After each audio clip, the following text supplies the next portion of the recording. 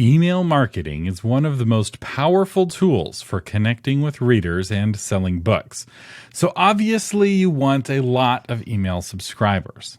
But it doesn't matter how many subscribers you have if they don't open and read your emails. So how do you craft the kind of emails that not only capture your readers' attention, but also help you sell more books? Well, find out in this episode of Novel Marketing, the longest running book marketing podcast in the world. I'm Thomas Umstattd Jr., CEO of Author Media, and this is the show for writers who want to build their platform, sell more books, and make a living writing books worth talking about. Now, there's three aspects of an email that affect the open rate. And the first is the from line. The from line. This is actually the most important element of your email when it comes to getting open. And it makes sense, right? If your significant other sends you an email, you're going to open it regardless of what the title is, what the subject is, or any other element of that email. Or if your boss sends you an email, you're going to open it simply because your boss's name is in the from line.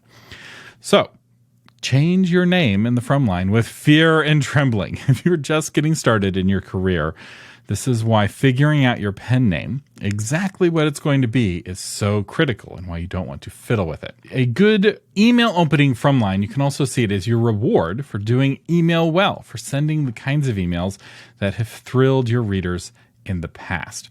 The more you thrill your readers, the more of a reputation you have with your readers, the more likely they are to open your emails.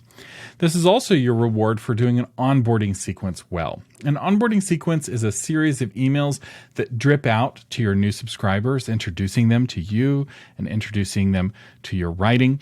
I have a whole episode on onboarding sequences that even has a worksheet that helps you put together an onboard plan, and I'll link to that. It's a free episode, and the worksheet is also free, and you can find a link to that in the show notes at authormedia.com/406. But there's something else that has to do with building up a good reputation so that the from line really sings. And I can sum it up with three words: give consistent value.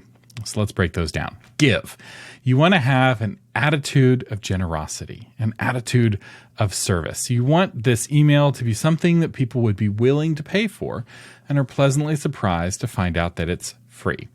The emails that you send out are not for you. They're for your reader. And if you have this attitude of generosity, it changes everything.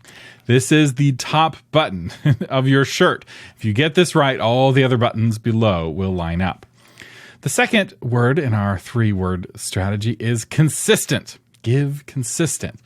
So readers will forget about you if you wait too long to email them. Not only that, but email addresses occasionally expire. People get a new internet service provider, they get a new job, or for whatever reason, their old email address stops working.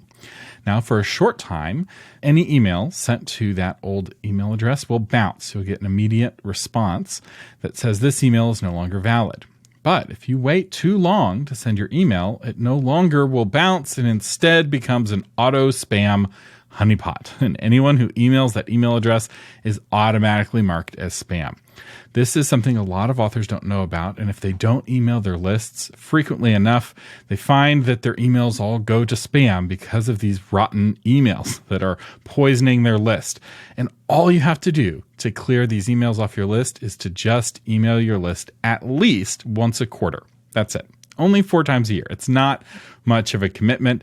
I recommend sending more than that, but at least you have to send quarterly to clear off the bounces. When you get a bunch of immediate quote-unquote unsubscribes from your email newsletter, they aren't people clicking unsubscribe. They are your email platform, whatever you're using, ConvertKit or MailerLite, automatically unsubscribing the email addresses that have expired. So this isn't actually have anything to do with you, and it shouldn't hurt your feelings because there's no human in the loop here. This is just this email address is no longer valid, and ConvertKit unsubscribes that person so that you won't become a honeypot for them. So you know you have to send your emails at least quarterly, but how often should you send your emails? Well, it depends. And who it depends on is your Timothy. Some readers really like hearing from authors. They're very fanatical. The most fanatical readers are probably in the romance space, followed by fantasy and sci-fi.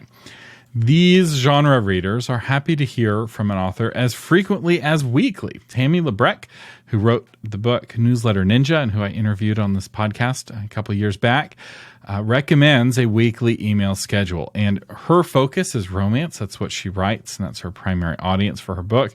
And I think for romance readers, a weekly frequency is not a bad frequency. Evan Gao, who runs Story Origin and who spoke at the Novel Marketing Conference, recommended a fortnightly frequency. So that's every 2 weeks. Evan Gao and his research has found that a fortnightly frequency has the highest open rates.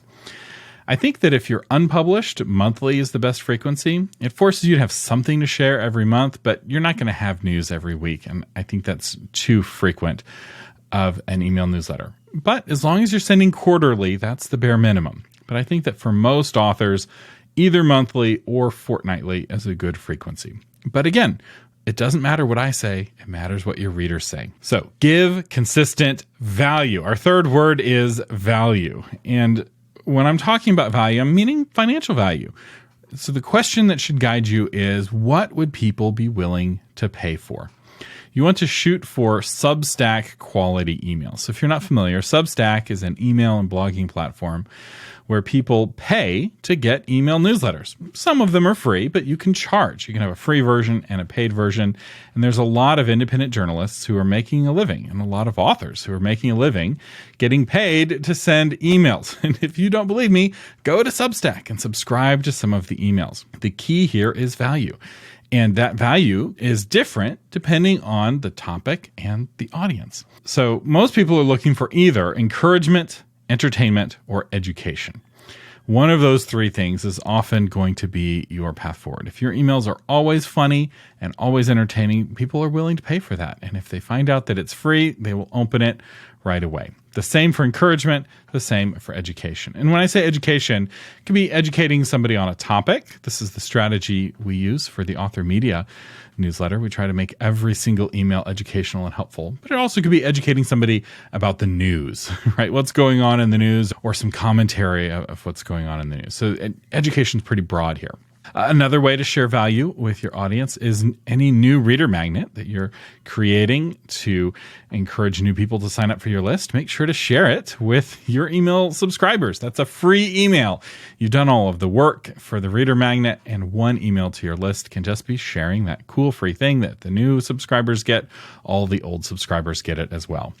If you're blogging or podcasting, those blog posts and podcast episodes make for great email newsletters. You can include the entire blog post and put it in the email, or you can do what we do and just include the first 2 or 3 paragraphs and then include a link to read the rest of the blog post. Which will work best for you depends, I think, a little bit on how long your blog posts are. Our blog posts are 2,000, 3,000, 4,000 words long, and so we don't put that many words into the email. But some people prefer a really long email and they hunker down and read it. One email that I pay to subscribe to is The Hot Sheet by Jane Friedman. And that email is consistently so long that I have to click a link at the bottom of Gmail to read the rest of the email. It goes over Gmail's word cap. Another way that you can provide value is with guest interviews, right? If you've been a guest on a podcast or a radio show and you can link to that, you can share that with your audience as well, as long as it's an interesting email. So that is the from line. That's how you build a good reputation with your reader. They need to know who you are, they need to like you, and they need to trust you. If you get that one element correct, almost the rest of this episode doesn't matter. But we're going to talk about it as well, because I know what you're all here for, and that's the email subject line. That's what everyone thinks of when they think of open rates. And believe it or not, the email subject is the least important element when it comes to open rates. The from line is far more important than the email subject, but the email subject is important. But I want to take some of the pressure off. You don't need to stress about the subject lines. In my tests, they rarely account for more than a 5% swing between a good subject and a bad subject. And often it's much less than that. And the key here is to experiment. Every email service provider that I've ever used has supported A/B testing. Even the terrible ones like MailChimp and Constant Contact, even the awful ones like those, allow you to send some of your subscribers one subject and some of your subscribers another subject. And then it will monitor to see which subject gets the most clicks or which subject gets the most opens. And then it will send the better performing email subject to the balance of your list. So you can educate yourself very quickly as to what works and what doesn't work with your audience. You may find that cryptic subjects of just one or two words works better than a long subject that tells them exactly what's in the email. You may find that promising something that the reader wants works best, or you may find that making the reader curious works best. And you may find that emojis help improve the open rate. I've seen really good results from including emojis in the email subject, but I don't often do it, partly because I struggle to know what kind of emojis would be appropriate. But one thing I have started doing is including emojis in specific emails tied to a course. So if I have a course or a conference, all of the emails related to that course or related to that conference will have the corresponding emoji at the beginning. So the emoji for the Novel Marketing Conference was a taco, an Austin taco. So I included the taco emoji in every conference-related email. And that seemed to work well. We had a 60 to 80% open rate on those emails. And that's it on subjects. Really, you don't have to stress about them. Experiment, approach your email subjects with an attitude of fun and an attitude of play. That's the way to get to the subjects. Don't stress about the email subject, because what really affects open rates is the from line. And what makes that from line valuable is the third element, which is the email content. What on earth do you put in your emails? The group of people who whine about this the most are unpublished authors. Oh, they love whining about not knowing what to put in their emails. So let me tell you right now what to include in your emails. And the most important thing to include in your emails is the word you. Make the email about your subscriber. You're an unpublished author. You're not very interesting yet. So don't make the emails about you. And pro tip, even if you are a published author, still don't make the emails about you. The email is about the reader. So ask yourself, what would be interesting to the reader? Very often this is news. It could be news about you, right? What's progress are you making on your next book? Your core readers, that's the thing they want to know about. But it could also be your commentary on the news overall, right? What's going on in politics? What's going on in your local area? What's going on in your genre? There's a lot of different kinds of news, and news is one of the most popular elements to include in a newsletter. It really does work. A roundup of the news, it works. The Hot Sheet newsletter that I pay real money for is nothing but news and commentary on the news. But this also could be news about how well your book is selling, your commentary or reactions to book reviews or reader feedback. There's lots of things that are quote unquote news. Think anything you could share that would cause your reader to say, that's great news. That's news. Your reviews of content related to your book. If you are writing a superhero book, you should be reviewing all of the superhero movies. Are you not liking the direction the superhero movies are going in? Make that clear to your readers and explain what you would have done different if you would have made the most recent Marvel movie or DC movie. But it could also be reviews of similar books in your genre. What I like about this practice, especially if you're unpublished, is that it forces you to read books in your genre. Some authors don't feel like they need to do this, and that is a terrible, terrible mistake. Because if you don't know what's going on in your genre, you will be accidentally repetitive, and that's the worst kind of repetitive to be.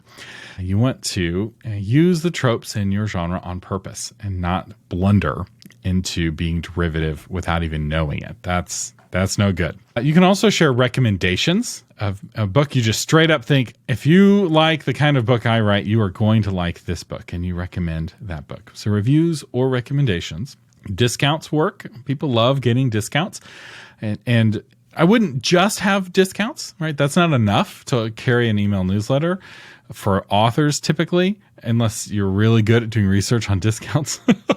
But it's a great seasoning to make the emails that you're sending interesting. You send a normal email and you're like, oh, by the way, I write dragon writing books, and the similar dragon writing book is $2 off this week on Amazon. Links to other content around the web. This is so easy to do. Adding a hyperlink to your email, they all can do it. And as you're finding interesting things related to your genre, relating to your book, relating to the news or whatever, link to that content. Every Author Media email that we send has at least 10 different links to 10 different interesting places. So whatever the subject of the email is, doesn't have to carry the email. Somebody may not be interested in that particular episode, but they may still open the email to see what the other links are to the other resources around the web. You can also include photos if you want. Kids, pets, and cover reveals never fail to thrill. And a well-told personal anecdote can actually work if it's well told. Don't give away the ending. Have tension, have drama, have a satisfying conclusion. Follow all the rules of flash fiction. And if you do that well, a well-told personal anecdote can actually work. So when I say don't make the email about you, I mean that. And a well-told personal anecdote isn't about you, even though you're the subject or the hero of the anecdote. That anecdote is about thrilling your reader. And if it's well told, it will do that. The final thing to include in your email is a question for your subscribers. This is such an effective thing to include in an email because it causes them to email you back.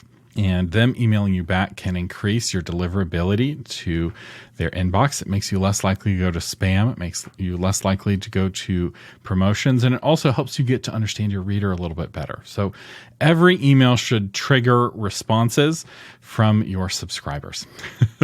Now, there is one way to get 1 million responses to your email, which I learned this week. And that is to include a massive typo in the first paragraph of your email. I emailed out promoting an upcoming webinar, and I put Friday instead of Wednesday. And about every 15 minutes, I got somebody else emailing me, telling me that I didn't know how a calendar worked. Some people were nice. Some people were confused. Some people were not nice. But it got a lot of email responses. And I know people in YouTube videos who will include mistakes just to give commenters something to comment on to boost it in the algorithm. Now, I did not put this mistake in on purpose, and I did send out a correction email the next day, but it got a lot of responses. Another thing I will say about the content of your emails is to feel free to experiment with the format of your email newsletters. Your email newsletters can include multiple elements. So as I'm talking about like discounts and links and reviews and well-told personal anecdotes and photos and questions, all this stuff, you can include some mix of those. And after a while, you'll find a formula that's reproducible that resonates with your audience. And to give you an idea of what this formula looks like, let me share with you the Author Media email format. So I know most of you subscribe to the Author Media email newsletter. And the first element that we include in every email is news. So this is typically an upcoming free webinar. A course has gone on sale. A course is about to close, right? So registration's about to close, or news about an upcoming conference. So it's typically news about what's going on in author media world. And if we don't have any news, which is most of the time, we leave this out. So the next element is whatever the latest episode is. So we'll have the title of the episode and then 2 or 3 paragraphs of text kind of summarizing the episode and explaining why it's worth listening to, why this episode will benefit you if you find out about it, and also help people figure out if this episode is for them or not. And then below that, we'll have related blog posts to that episode. So every episode that we make has a blog version. So we'll link to the episode and the blog version for related topics. So the email newsletter that we send promoting this episode will link to other episodes that we've done about email newsletters, and specifically about the deliverability content elements of email newsletters. We do a lot of episodes on email. We've been doing them for 10 years. So we have a lot of related content to link to.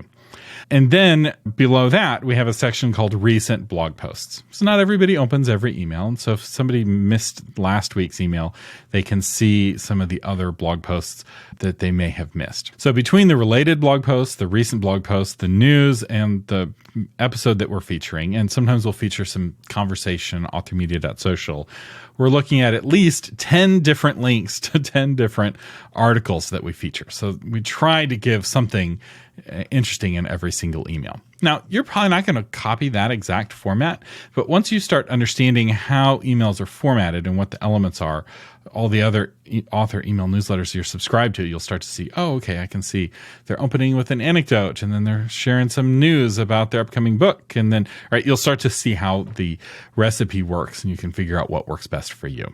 Another tip on improving the content of your email is to watch your numbers.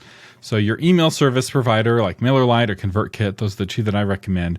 They both will share with you your open rates, which can be useful when comparing one of your emails to another. Your click-through rates, which is much more useful because that's a more reliable number. Open rates are a little hard to measure these days, but click-through rate is the gold standard. And then unsubscribe rates. So you're always going to get unsubscribes anytime you send an email if your list is of any size, right? Some people get busy, some people's email address changes, what have you.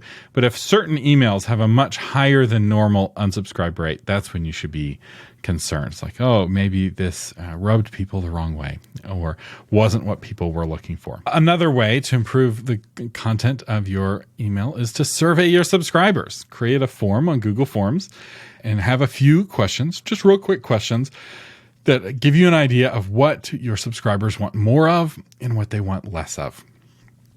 This can be transformative for your list. I have a whole episode on surveying your readers that we'll link to. This is a really powerful technique.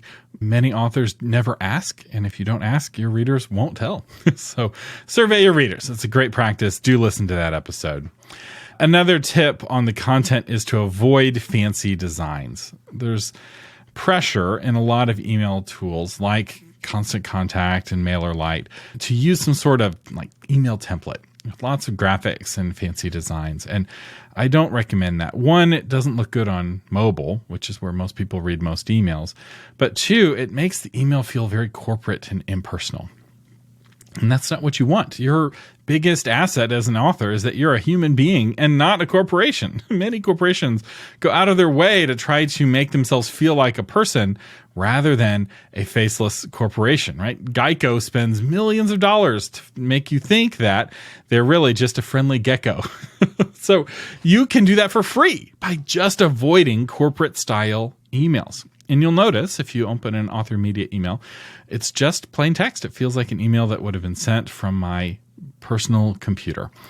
And we have typically around a 50% open rate on our emails following these principles that I've been talking about. And that's a pretty impressive open rate. Some people have higher, but for a list over 10,000 that's sent from a company, 50% open rate is really good. I'm very happy with that open rate. And we have a really good click-through rate as well. And part of the reason that our numbers are so good is because the emails are filled with value, but they're also not overly fancy. We're not trying to rely on style. We're relying on substance. Email is a medium that rewards substance. If you can give consistent value in every email, people will want to open your emails, click on your links, and even, if you're lucky, forward your email to a friend. If you're wanting more help with author email, we've put together an Author Email Academy. This is an entire course that will walk you through step-by-step on creating an email list, creating a reader magnet. I walk you through step-by-step how to create a reader magnet, how to do an onboarding campaign, how to rapidly grow your list to over 1,000. If you're not yet paying for your email program, if you're still on the free plan because you haven't gotten past 1,000 subscribers, you really need this course because there's no reason not to have 1,000 subscribers after a couple of months of doing the right things. And we walk you through exactly what to do in this course. You can find it at authormedia.com/courses, but it's also included for free as part of Obscure No More. So if you're an Obscure No More student, you get the Author Email Academy included, or you can buy the Author Email Academy as a standalone. You're an adult and it's a free country. Our featured patron today is Michelle Levine, author of Inquest, the AFV Defender Book 4. Michelle Levine, thank you so much for being a patron of the Novel Marketing Podcast. It is your support and other patrons like you that help keep this podcast on the air. The Novel Marketing Podcast is a production of authormedia.com. The audio was edited by William Umstadt. The blog post was crafted by Shauna Lettler, and you can find that blog post at authormedia.com/406. And I'm Thomas Umstattd Jr. saying thank you for listening and live long and prosper.